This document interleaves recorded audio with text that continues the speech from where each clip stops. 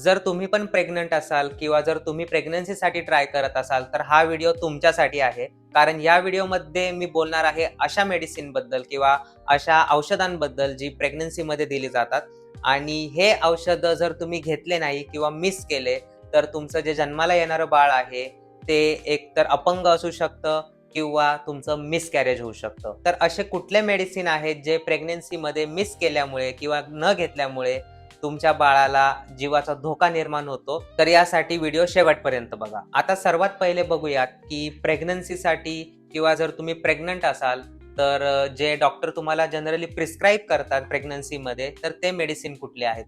सर्वात पहिलं जे डॉक्टर आपल्याला देतात ते असतं फॉलिक ॲसिडच्या टॅबलेट्स. तर ज्यामध्ये बी कॉम्प्लेक्स असतात त्यामध्ये. तर तुम्हाला त्यामध्ये लक्षात येईल जसं फोलविट आहे, एमविस्टा आहे, टेट्राफॉल आहे. तर हे जे आहेत हे फॉलिक ॲसिड सप्लिमेंट्स आहेत. तर सर्वात पहिले हे लक्षात घ्या, की प्रेग्नन्सीमध्ये दरम्यान जे दिले जाणारे औषधं आहेत, हे बेसिकली कुठलेही जस्ट सप्लिमेंट नसून किंवा जस्ट मल्टीव्हिटॅमिन नसून हे लाईफ सेव्हिंग ड्रग्ज आहेत. तर हे कशासाठी देतात आपण ते बघूयात पहिले, ते जाणून घेऊया डीपमध्ये या व्हिडिओमध्ये. तर हे फॉलिक ॲसिड सप्लिमेंट आपल्याला जनरली डे 1 पासनं डॉक्टर प्रिस्क्राईब करतात किंवा इव्हन तुम्ही ट्राय करत असाल तर ओव्ह्युलेशन नंतर पण काही डॉक्टर्स हे सप्लिमेंट देतात. आता फॉलिक ॲसिड हे सगळ्यात महत्त्वाचं जे आहे इन्ग्रेडियंट आहे. फर्टिलायझेशन होतं जसं स्पर्म आणि एगचं फर्टिलायझेशन होऊन जे स्मॉल एक फिटस बनतं. तर तेव्हा लक्षात घ्या जवळपास प्रत्येक सेकंदाला हजारो ते लाखो पेशी बनत असतात त्या फिटसमध्ये. तर ही जी प्रक्रिया आहे यामध्ये कंटिन्युअसली सेल डिव्हाईड होत असतात आणि सेल डिव्हाईड व्हायला जो कारणीभूत असतो तो असतो डी-एन-ए आणि डी-एन-एचं सिंथेसिस. तर डी-एन-ए सिंथेसिससाठी जे सगळ्यात महत्त्वाची गोष्ट आहे, ती आहे फॉलिक ॲसिड. तर डी-एन-ए बनण्यासाठी जे सगळ्यात महत्त्वाचे 2 घटक असतात किंवा जे एन्झाईम्स असतात, तर प्युरिन आणि थायमिडिन. सो हे जे 2 आहे त्याच्यामुळे तुमचा डी-एन-ए बनत असतो. डी-एन-ए सिंथेसिस होत असतो आणि जसं आपल्याला माहिती आहे आपल्या शरीराचा प्रत्येक सेल, प्रत्येक गोष्ट जी आहे ते डी-एन-ए पासूनच बनते आणि अर्थातच जेव्हा नवीन बाळ जन्माला येतं आहे, तर त्याच्यासाठी पण डी-एन-ए बनणं आणि डी-एन-एचं सिंथेसिस होणं हे खूप महत्त्वाचं असतं आणि हीच गोष्ट होती फॉलिक ॲसिडमुळे. त्यामुळे जनरली फॉलिक ॲसिडच्या डेफिशियन्सीमुळं किंवा फॉलिक ॲसिडचं सप्लिमेंट तुम्ही नाही घेतलं, तर बाळाला जे बाळाचं हृदय आहे ते बनत नाही. पाठीचा कणा बनत नाही बाळाचा. इव्हन जो बाळाची ब्रेन डेव्हलपमेंट आहे, ती पण होत नाही फॉलिक ॲसिड जर नसेल तर. आणि अर्थातच असं जो गर्भ आहे त्याला बॉडी नॅचरलीच रिजेक्ट करते. कारण जर ते जो गर्भ आहे तो पुढे जाऊन त्याचं हृदयच बनलेलं नाहीये किंवा बनणार नाहीये, तर अशी प्रेग्नन्सी ही बॉडी ठेवत नाही आणि ह्या केसमध्ये मिसकॅरेज होतं. तर सर्वात महत्त्वाचं जे प्रेग्नन्सीच्या डे 1 पासूनच दिलं जातं, त्या 2 गोष्टी आहेत. एक आहे फॉलिक ॲसिड आणि दुसरं जे बोलणार आहे ते आहे प्रोजेस्टेरॉन. आता प्रोजेस्टेरॉन हे जे आहे हे एक हॉर्मोन आहे. हे पण डे 1 पासनं दिलं जातं आणि आपल्या जे युटेरस आहे म्हणजे गर्भपिशवीचं जे एंडोमेट्रियम आहे, त्याला हे थिक ठेवतं. जेणेकरून की तो गर्भ आहे तो पडणार नाही. दुसरी गोष्ट आपली बॉडी याला फॉरेन बॉडी समजून ते जे छोटं गर्भ असतं, त्याला शरीराच्या बाहेर ढकलणार नाही.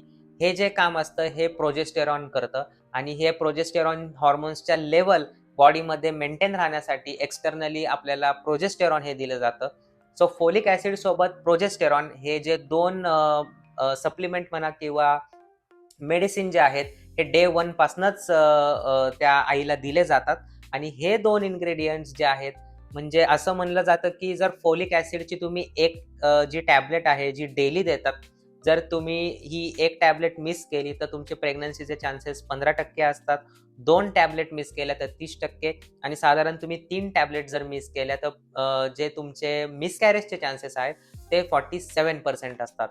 म्हणजे साधारण 2 ते 3 फॉलिक ॲसिडच्या टॅबलेट जर तुम्ही मिस केल्या, तर 47% चान्स आहे, की तुमचं मिसकॅरेज होईल किंवा ते जे बाळ आहे, ते जन्माला येतानाच त्याच्यामध्ये बर्थ डिफेक्ट असतील, अपंग असू शकतो, ब्रेन डेव्हलपमेंट त्याची तेवढी झालेली नसेल.